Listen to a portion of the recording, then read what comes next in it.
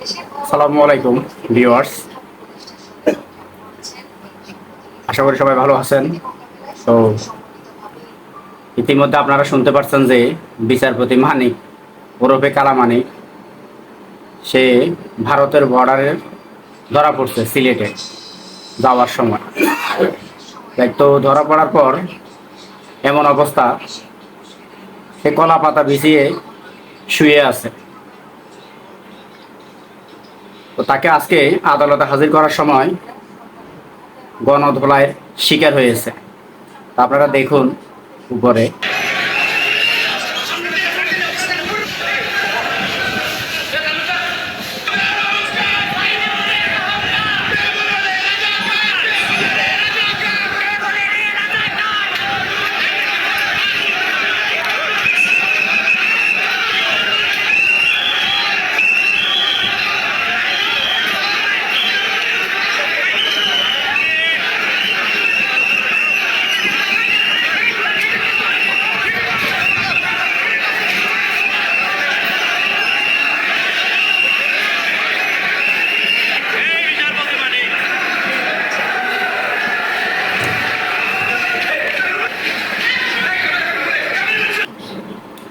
তো যাই হোক, দেখুন মানুষ ক্ষমতা থাকা অবস্থায় যেভাবে ক্ষমতার অপব্যবহার করছে, তারই প্রতিফলন আজকে এটা ঘটলো।